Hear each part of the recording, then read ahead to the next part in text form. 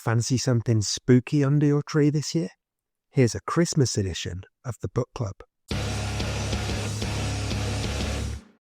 Hi everyone, welcome back to my channel. I'm Dave Musson, at Dave Musson on Instagram, and this is a place where normally I talk to you about Stephen King, but in this special spin-off series I recommend great books to you. And as you've already guessed from the intro and from my ridiculous attire, this is a Christmas special. Yes, a bit of Christmas horror for me to recommend to you. And in this edition of the Book Club, I'm going to be talking about a festive horror release. Now, what is the Book Club, you might be wondering? Well, it's simply where I recommend books that I've enjoyed to you. So in each episode, I will give you the synopsis of the book, a little bit about the author, my spoiler-free review. I will try and align it to a Stephen King book, so you've got that as a point of reference. And then I'll sum up and let you go out there and consider if you want to give this book a try for yourself. If you want to see what else I've recommended in the book club, do check out the full list. There's plenty there already for you to go and enjoy.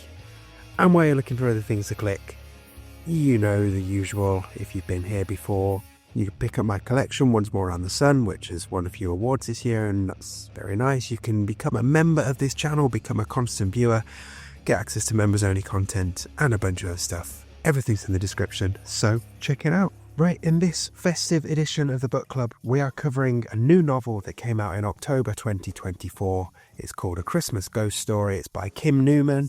Let's get into it. Okay, let's get into the synopsis. From the acclaimed author of Anno Dracula, this is a nightmarish tale of a haunted Christmas set deep in the British countryside not too long ago. Cozy traditions are made twisted and terrifying as a mother and son grapple with their painful past. Linda and her teenage son Rust prepare for Christmas, hanging fairy lights and making decorations. The first door of the advent calendar is opened, but the chocolate inside tastes off. Rust receives his first Christmas card. It's unsigned and the message is aggressive rather than festive. The cards keep coming, one each day and each more sinister than the last, and a frightened Linda recalls a seasonal TV show from her childhood that featured similar happenings. And while she remembers it vividly, there is no evidence that it was ever broadcast.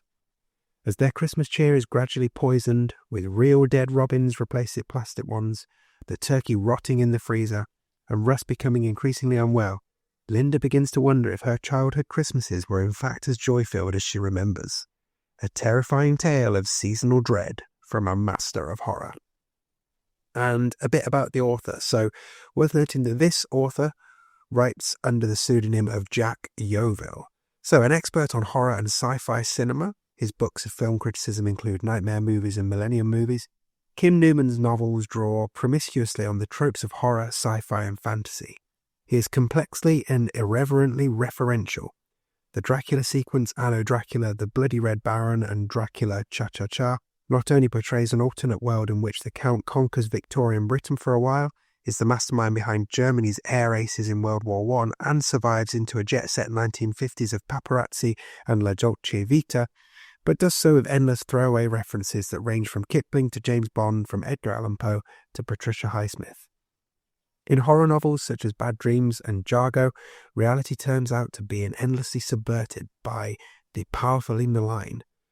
His pseudonymous novels as Jack Yeovil play elegant games with genre cliché. Perhaps the best of these is the sword and sorcery novel Dragonfelx, which takes the prescribed formula of the games company to whose Bible it was written, and make them over entirely into a Kim Newman novel. Life's Lottery, his most mainstream novel, consists of multiple choice fragments which enable readers to choose the hero's fate and take him into horror, crime, and science fiction storylines, or into mundane reality.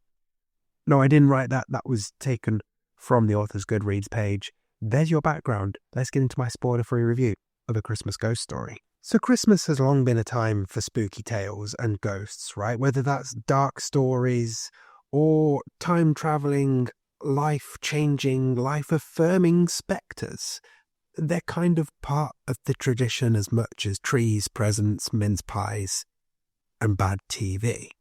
But for all of those well-known tales, I'd never read a story at Christmas where someone was being haunted by a ghost story rather than a ghost. But that's kind of what we get here. So I will admit, this one took a while for it to get its hooks into me. I was quite charmed by the Britishness of the first third of it, but I was also waning a little bit up until the first Christmas card arrived for Rust, and then things get moving, and I couldn't stop reading it from that point. So on to those cards then. So our main character, Rust, as I've already mentioned, he's starting his Christmas family traditions with his mum on the 1st of December, gets a Christmas card in the mail, only it's weird and kind of a bit spooky. And then he gets another one on the 2nd and the 3rd and 4th and so on and so on. And as the synopsis says, it kind of mimics this memory his mum has of some TV show that she watched when she was a kid at Christmas that freaked her out.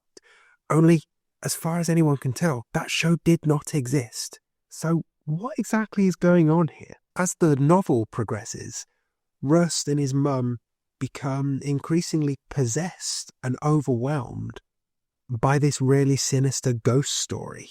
It quite literally takes over their lives and takes over their well-being and just drowns them in this dread and spectre of weirdness. And it's really hard to describe, but once you're in and locked into the story, it's a really compelling read.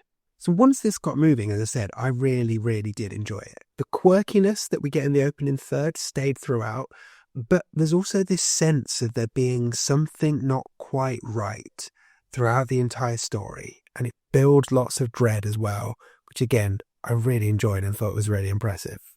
And also, and you'll understand this when you read it, I was fascinated by the milk float that delivered the cards with its festive horn.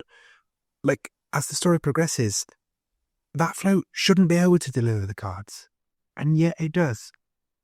How? So when it comes to comparing this to a King book, the one I've gone for is a pretty obvious one. It's The Shining. They're snowed in, weird stuff happens. Yeah, similar vibes, for sure. So to sum up, this one was a fun read, and as we get closer to the big day, it's something a little different for you to sink your teeth into and help you get into a spooky festive spirit. And it got me thinking a lot about family traditions at this time of year and what they are and why we do them also. And, of course, it also made me really in the mood for some mince pies with too much mince in. This one came out in October, so it is available now. Thank you so much to the publisher and to NetGalley for the review copy. And if you're looking for something a bit different this Christmas, give this one a try. Okay, there we go. A festive edition of the book club for you. Do let me know if this one sounds like something you're going to check out. I think for any British viewers, you will definitely get something from this. And for those of you who like British quirkiness, you will also enjoy this. And if you do check this one out, come back, let me know how you get on. And don't forget the mantra here, read these books, review them on Goodreads, Amazon, all of those places, and then rave about them on social media if you like them too. It really does help spread the word. And other things you can do to spread some seasonal joy, you can check out my collection of short stories, Once More Around the Sun. You can become a member of this channel, become a constant viewer, get exclusive content, all that kind of stuff. And, well, other than that, Merry Christmas, and I'll see you soon.